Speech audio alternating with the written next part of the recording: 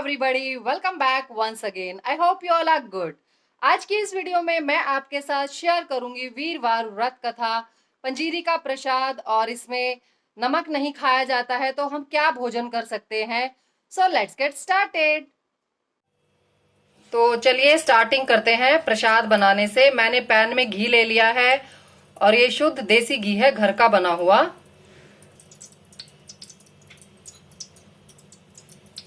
अब इसमें 1 कटोरी आटा ऐड करेंगे।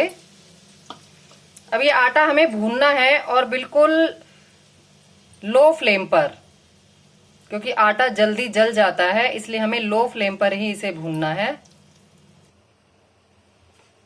आटा चलाते रहें, नहीं तो नीचे लग जाएगा और फिर ये जल जाएगा। अगर आपको लगे कि घी थोड़ा कम है तो थोड़ा सा और ऐड करें। मैंने थोड़ा सा घी और ऐड किया है। ये देखिए अभी सूखा सूखा नहीं रहा, बिल्कुल ठीक हो गया है। ये देखिए आटा अच्छे से भुन गया है। अब फ्लेम ऑफ कर दें, क्योंकि इसमें हम गुड़ ऐड करेंगे, लेकिन ये ज्यादा गर्म है। थोड़ी देर में गुड़ ऐड करेंगे, नहीं तो गुड़ जो है वो कड़क हो जाएगा।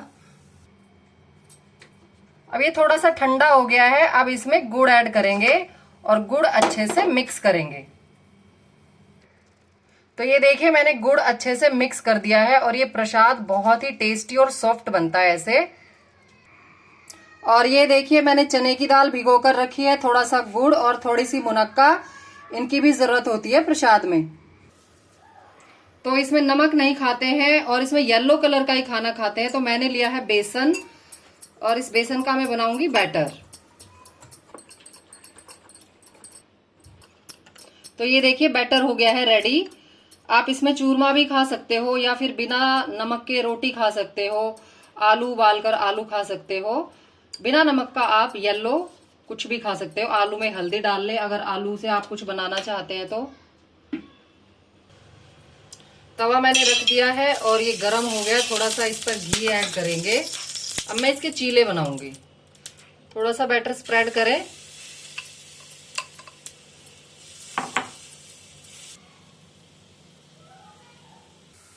तो ये देखिए प्रसाद भी रेडी हो गया है और भोग लगाने के लिए ये मैंने चीला भी रेडी कर लिया है।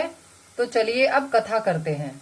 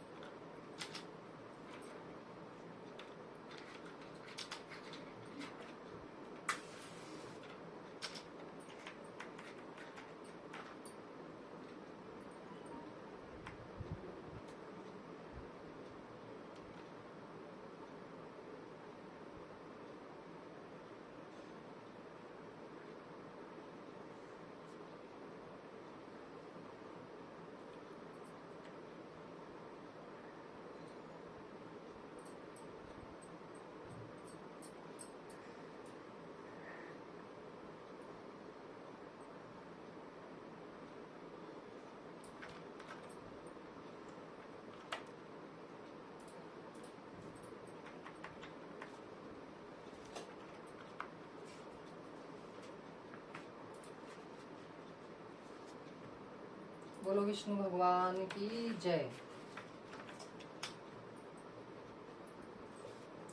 अब यहाँ से कथा जो है स्टार्ट होती है, प्रारंभ होती है। भारतवर्ष में एक राजा राज्य करता था। वह बड़ा प्रतापी और दानी था। वह नित्य गरीबों और ब्राह्मणों की सहायता करता था।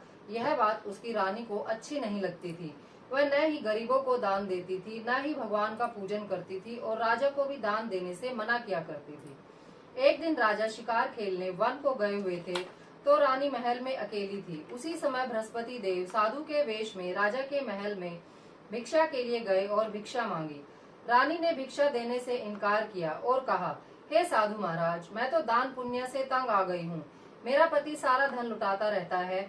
मेरी इच्छा है कि हमारा सारा धन नष्ट हो जाए, फिर न रहेगा बांस और न बजेगी बांसुरी। साधु ने कहा, देवी तुम तो बड़ी अजीब हो। धन संतान तो सभी चाहते हैं, पुत्र और लक्ष्मी तो पापी के घर भी होने चाहिए। यदि तुम्हारे पास अधिक धन है तो भूखों को भोजन दो, प्यासों के लिए प्याऊ बनवाओ, मुसाफिरों के लिए धर्मशालाएं खुलवाओ। जो निर्धन अपनी कुंवारी कन्याओं का विवाह नहीं कर सकते उनका विवाह करा दो। ऐसे और कई काम हैं जिनके करने से तुम्हारा यश लोक परलोक में फैलेगा। परंतु रानी पर उपदेश का कोई प्रभाव न पड़ा। वह बोली, महाराज आप मुझे कुछ न समझाएं, मैं ऐसा धन नहीं चाहती जो हर जगह बांटती फिरूं। साधु ने उत्तर दिया, यदि तुम्हारी ऐसी इच्छा है तो तथास्तु। तुम ऐसा करना, बृहस्पतिवार को घर लीपकर पीली मिट्टी से अपना सिर धोकर स्नान करना, भट्टी चढ़ाकर कपड़े धोना। ऐसा करने से आपका सारा धन नष्ट हो जाएगा। और इतना कहकर वह साधु महाराज वहां से आलोप हो गए। जैसे वह साधु कहकर गया था, रानी ने वैसे ही किया। 6 बृहस्पतिवार ही बीते थे कि उसका समस्त धन नष्ट हो गया और भोजन के लिए दोनों तरसने लगे, सांसारिक भोगों से दुखी रहने लगे। तब वह राजा रानी से कहने लगा, तुम यहाँ पर रहो, मैं दूसरे देश जाऊं, क्योंकि यहाँ पर मुझे सभी मनुष्य जानते हैं, इसलिए मैं कोई कार्य भी नहीं कर सकता। देश चोरी परदेश भीख बराबर है। ऐसा कहकर राजा परदेश चला गया। वहाँ जंगल को जाता और लकड़ी काट कर लाता और शहर में बेचता। इस तरह जीवन व्यतीत करने लगा। एक दिन दुखी होकर जंगल में एक पेड़ के नीचे आसन जमाकर बैठ गया। वह अपनी दशा को याद करके व्याकुल होने लगा। बृहस्पतिवार का दिन था। एकाएक उसने देखा कि निर्जन वन में एक साधु प्रकट हुए। वह साधु वेश में स्वयं बृहस्पति देवता थे। हे लकड़हारे के सामने आकर बोले, हे लकड़हारे, इस सुनसान जंगल में तू चिंतामग्न क्यों बैठा है? लकड़हारे ने दोनों हाथ जोड़कर प्रणाम किया और उत्तर दिया, महात्मा जी आप तो सब कुछ जानते हैं, मैं क्या कहूँ। यह कहकर रोने लगा और साधु को आत्मकथा सुनाई। महात्मा जी ने कहा, तुम्हारी स्त्री ने बृहस्पति के दिन वीर भगवान का निरादर किया है, जिसके कारण रुष्ट होकर तुम्हारी यह दशा कर दी। अब तू चिंता को दूर करके मेरे कहने पर चलो तो तुम्हारे सब कष्ट दूर हो जाएंगे और भगवान पहले से भी अधिक संपत्ति देंगे। तुम बृहस्पति के दिन कथा किया करो। 2 पैसे के चने मुनक्का मंगवा कर उसका प्रसाद बनाओ और शुद्ध जल से लोटे में शक्कर मिलाकर अमृत तैयार करो। कथा के पश्चात अपने सारे परिवार और सुनने वाले प्रेमियों में अमृत व प्रसाद बांटकर आप भी ग्रहण किया करो। ऐसा करने से भगवान तुम्हारी सब कामनाएं पूर्ण करेंगे। साधु के ऐसे वचन सुनकर लकड़हारा बोला, हे प्रभु, मुझे लकड़ी बेचकर इतना पैसा नहीं मिलता जिससे भोजन करने के उपरांत कुछ बचा सकूं। मैंने रात्रि में अपनी स्त्री को व्याकुल देखा है। मेरे पास कुछ भी नहीं है जिससे उसकी खबर मंगा सकूं। साधु ने कहा, हे लकड़हारे, तुम किसी बात की चिंता मत करो। बृहस्पति के दिन तुम रोजाना की तरह लकड़ियां लेकर शहर को जाओ। तुमको रोज से दुगना धन प्राप्त होगा, जिससे तुम भली भांति भोजन भी कर लोगे तथा बृहस्पति देव की पूजा का सामान भी आ जाएगा। इतना कहकर साधु अंतर ध्यान हो गए। धीरे धीरे समय व्यतीत होने पर फिर वही बृहस्पतिवार का दिन आया। लकड़हारा जंगल से लकड़ी काटकर किसी भी शहर में बेचने गया। उसे उस दिन से और दिन से अधिक पैसा मिला। राजा ने चना गुड़ आदि लाकर गुरुवार का व्रत किया। उस दिन से उसके सभी कलेश दूर हो गए।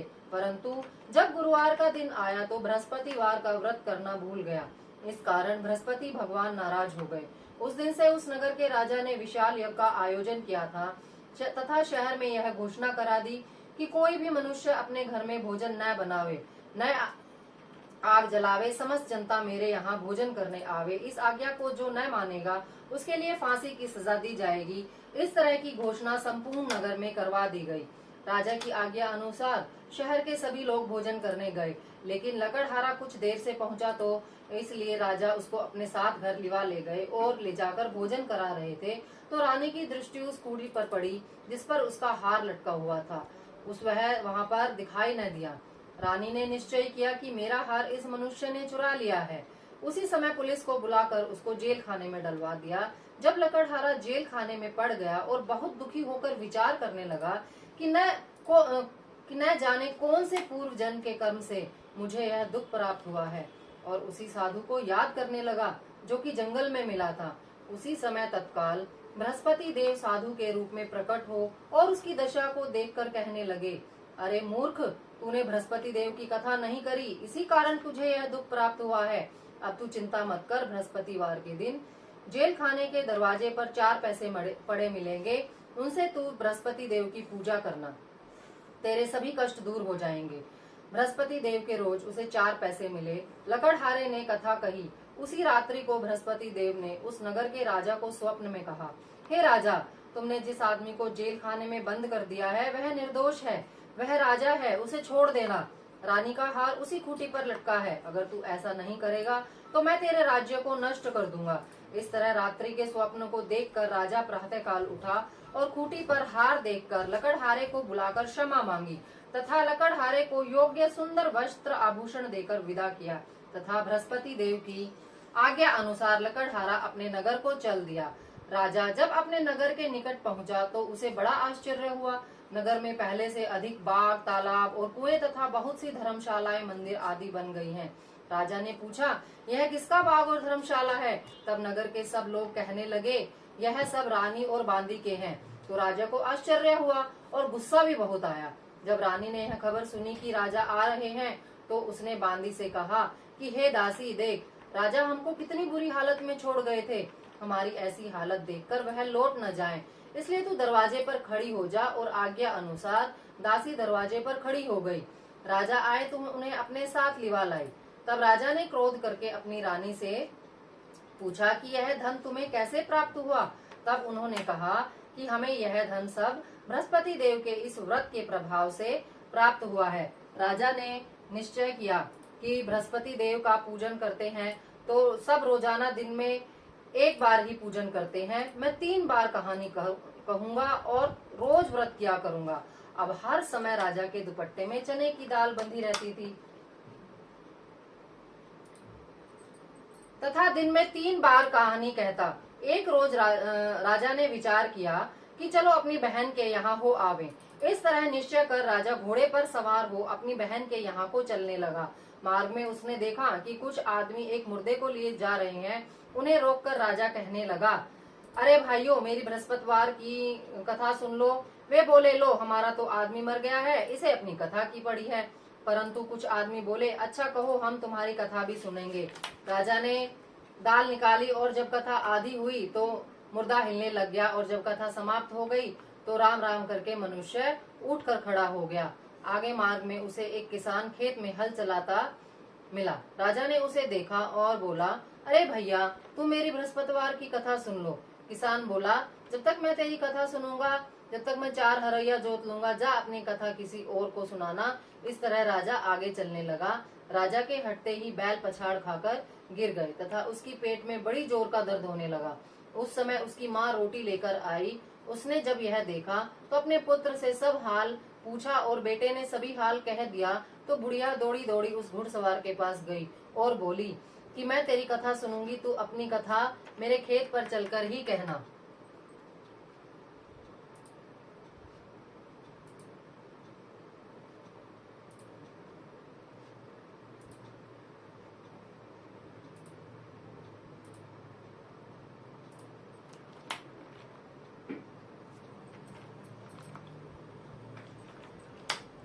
राजा ने बुढ़िया के खेत पर जाकर कथा कही, जिसके सुनते ही वह बैल उठ खड़े हुए तथा किसान के पेट का दर्द बंद हो गया।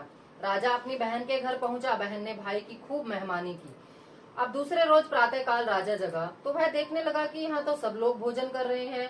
राजा ने अपनी बहन से कहा, ऐसा कोई मनुष्य है जिसने भोजन नहीं किया हो? मेरी बृहस्पतिवार की कथा सुन ले।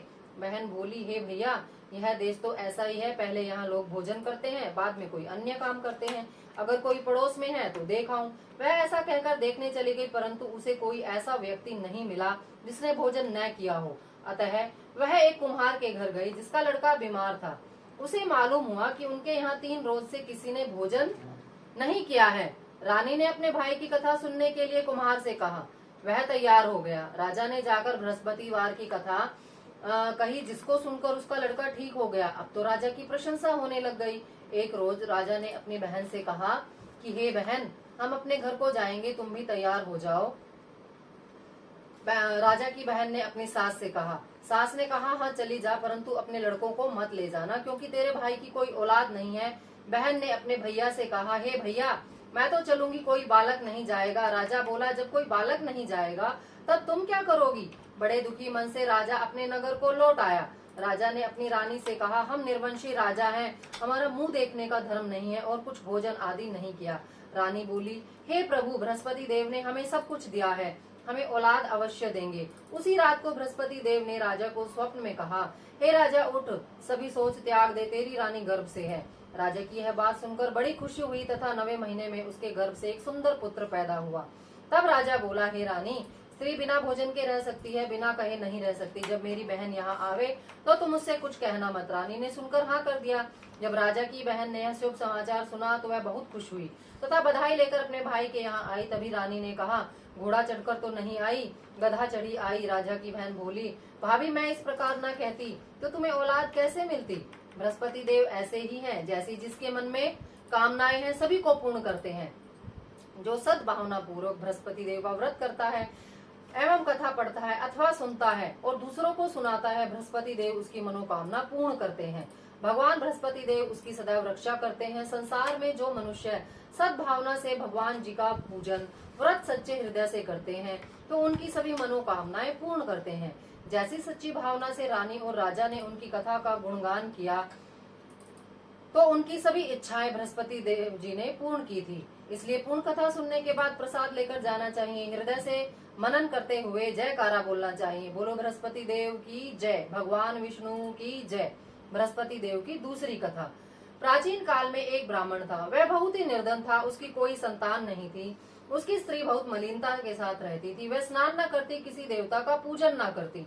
इससे ब्राह्मण देवता बड़े दुखी रहते थे। बेचारे कुछ कहते थे किंतु उसका कुछ परिणाम न निकला। भगवान की कृपा से ब्राह्मण की स्त्री के कन्या रूपी रतन पैदा हुआ। कन्या बड़ी होने पर प्रातः स्नान करके विष्णु भगवान का जाप व बृहस्पतिवार का व्रत करने लगी। अपने पूजन पाठ को समाप्त करके स्कूल जाती तो अपनी मुट्ठी में जौ भर के ले जाती और पाठशाला के मार्ग में डाल जाती। तब ये जौ स्वर्ण के हो जाते। लौटते समय उनको बीनकर घर ले आती थी। एक दिन वह बालिका सूप में सोने के जौ को साफ कर रही थी कि उसके पिता ने देख लिया और कहा, हे बेटी, सोने के जौ के लिए तो सोने का सूप होना चाहिए। दूसरे दिन बृहस्पतिवार था। इस कन्या ने व्रत रखा और बृहस्पति देव से प्रार्थना करके कहा, मैंने आपकी पूजा सच्चे मन से की हो तो मेरे लिए एक सोने का सूप दे दो। बृहस्पति देव ने उसकी प्रार्थना स्वीकार कर ली। रोजाना की तरह वह कन्या जौ फैलाती हुई जाने लगी। जब लौटकर जौ बीन रही थी तो बृहस्पति देव की कृपा से उसे एक सोने का सूप मिला। वह उसे घर ले आई और उसमें जौ साफ करने लगी, परंतु उसकी माँ का वही ढंग रहा। एक दिन की बात है कि वह कन्या सोने के सूप में जौ साफ कर रही थी। उस समय उस शहर का राजपुत्र वहां से होकर निकला। इस कन्या के रूप और कार्य को देखकर मोहित हो गया तथा अपने घर आकर भोजन तथा जल त्याग कर उदास होकर लेट गया। राजा को जब इस बात का पता लगा तो अपने प्रधानमंत्री के साथ उसके पास गए और बोले, हे बेटा, तुम्हें किस बात का कष्ट है? किसी ने अपमान किया है अथवा और कारण हो सो कहो, मैं वही कार्य करूंगा जिससे तुम्हें प्रसन्नता हो। अपने पिता की राजकुमार ने बातें सुनी तो वह बोला, हे पिताजी, आपकी कृपा से मुझे किसी बात का दुख नहीं है, ना ही किसी ने मेरा अपमान किया है, और परंतु मैं उस लड़की से विवाह करना चाहता हूँ जो सोने के सूप में जौ साफ कर रही थी। यह सुनकर राजा आश्चर्य में पड़ा और बोला, हे बेटा, इस तरह की कन्या का पता तुम ही लगाओ, मैं उसके साथ तेरा विवाह अवश्य ही करवा दूंगा। राजकुमार ने उस लड़की के घर का पता बतलाया। तब मंत्री उस लड़की के घर गए और ब्राह्मण देवता को सभी हाल बतलाया। ब्राह्मण देवता राजकुमार के साथ अपनी कन्या का विवाह करने के लिए तैयार हो गए। विधि विधान के अनुसार ब्राह्मण की कन्या का विवाह राजकुमार के साथ हो गया। कन्या के घर से जाते ही पहले की भांति उस ब्राह्मण देवता के घर में गरीबी का निवास हो गया। अब भोजन के लिए भी अन्न बड़ी मुश्किल से मिलता था। एक दिन दुखी होकर ब्राह्मण देवता अपनी पुत्री के पास गए। बेटी ने पिता की दुखी अवस्था को देखा और अपनी माँ का हाल पूछा। तब ब्राह्मण ने सभी हाल कहा। कन्या ने बहुत सा धन देकर अपने पिता को विदा कर दिया।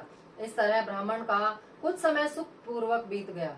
कुछ दिन बाद फिर वही हाल हो गया। ब्राह्मण फिर अपनी कन्या के यहाँ गया और सारा हाल कहा तो लड़की बोली, हे पिताजी, आप माताजी को यहाँ लेवा लाओ, मैं उसे विधि बता दूंगी जिससे गरीबी दूर हो जाए।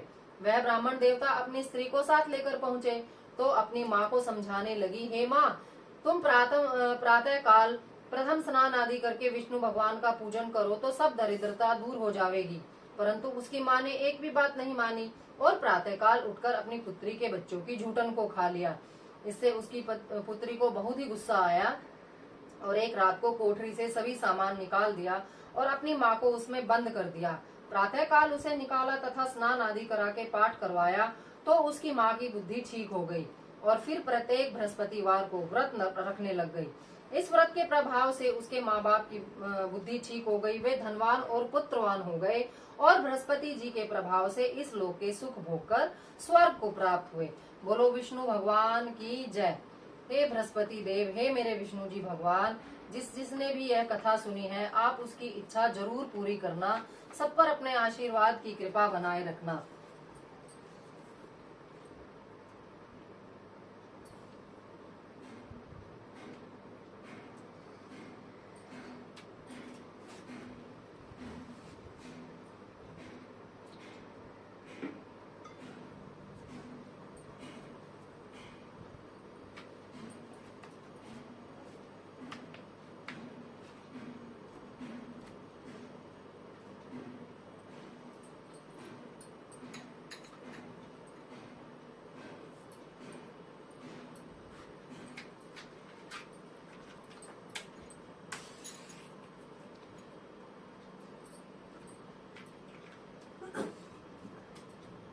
अब हम आरती करेंगे।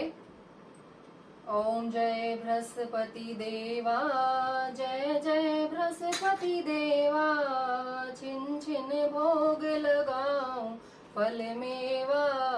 ओम जय बृहस्पति देवा, जय जय बृहस्पति देवा, छिन छिन भोग लगाऊं फल मेवा।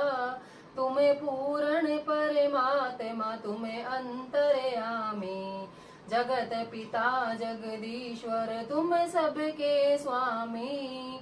ओम जय बृहस्पति देवा, जय जय बृहस्पति देवा, चरणामृत निज निर्मल, सब पातक हरता, सकल मनोरथ दायक, कृपा करो भरता। ओम जय बृहस्पति देवा, तन मन धन अर्पण कर जो शरण पड़े, प्रभु प्रकट तब हो कर आकर द्वार खड़े। ओम जय बृहस्पति देवा, जय जय बृहस्पति देवा, दीन दयाल दया निधि भगतन हितकारी, पाप दोष सब हरता भव बंधन हारी। ओम जय बृहस्पति देवा, जय जय बृहस्पति देवा, छिन छिन भोग लगाऊं फल मेवा, सकल मनोरथ दायक, सब संशय तारो, विषय विकार मिटाओ संतन सुखकारी। ओम जय बृहस्पति देवा, जय जय बृहस्पति देवा, छिन छिन भोग लगाऊं फल मेवा। जो कोई आरती तेरी प्रेम सहित गावे, ज्येष्ठानंद बंद सो सो निश्चय पावे। ओम जय बृहस्पति देवा, जय जय बृहस्पति देवा, छिन छिन भोग लगाऊं फल मेवा। सब बोलो विष्णु भगवान की जय, बोलो बृहस्पति देव भगवान की जय।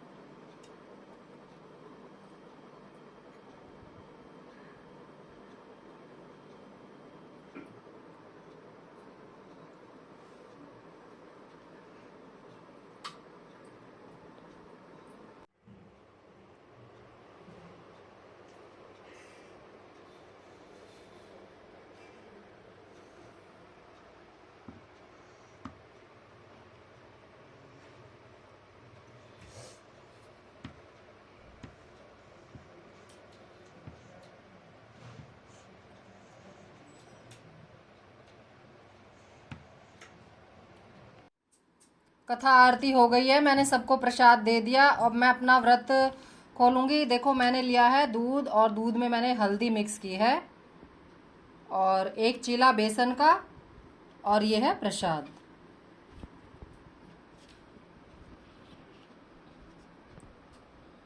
बोलो विष्णु भगवान की जय। और मैं विष्णु भगवान से प्रार्थना करूंगी कि हम सब पर अपने आशीर्वाद की कृपा बनाए रखें।